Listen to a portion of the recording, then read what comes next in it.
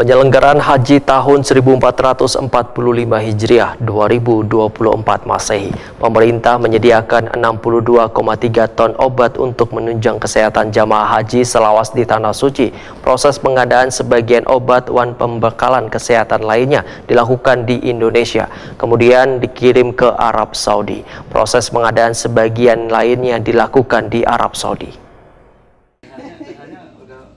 Penyelenggaraan Haji tahun 1445 Hijriah 2024 Miladiah, pemerintah menyediakan 62,3 ton obat untuk menunjang kesehatan jamaah haji selawas di Tanah Suci. Proses pengadaan sebagian obat dan perbekalan kesehatan lainnya dilakukan di Indonesia, kemudian dikirim ke Arab Saudi. Proses pengadaan sebagian lainnya dilakukan di Arab Saudi. Demikian diperkatakan anggota Media Center Kementerian Agama Widi Dewinanda dikutip dari laman sehatnegeriku.kemkes.go.id Kamis 11 Juli 2024. Widi Dewinanda menyatakan dari 80% proporsi obat di Mekah, 10% disiapkan untuk puncak haji di Arafah, Muzdalifah, dan Mina. Pembagian proporsi obat ini didasarkan pada perkiraan lawasnya waktu jamaah haji berada di setiap wilayah.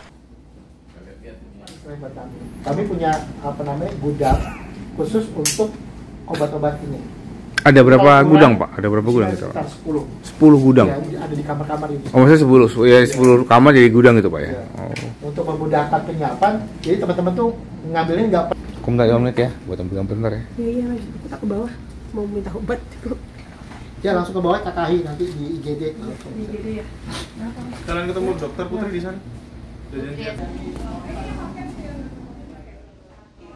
Widi Dewinanda memadahkan operasional penyambutan dan pemulangan jamaah haji berlangsung di 14 asrama haji. Bahkan mulai 2 tahun ini, Kementerian Agama mengaktifkan 2 asrama haji debarkasi baru bagi kepulangan jamaah haji Indonesia, yaitu asrama haji debarkasi Manyaran di Jawa Tengah dan asrama haji debarkasi Cipondoh di Banten.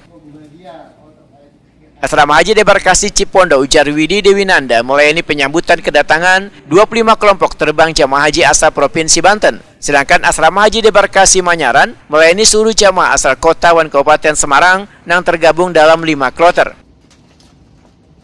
Widi Dewinanda meminta petugas penyelenggara ibadah haji untuk mengingatkan jamaah haji agar melapor ke puskesmas sampai di rumah bila mengalami gejala demam, batuk, dan flu.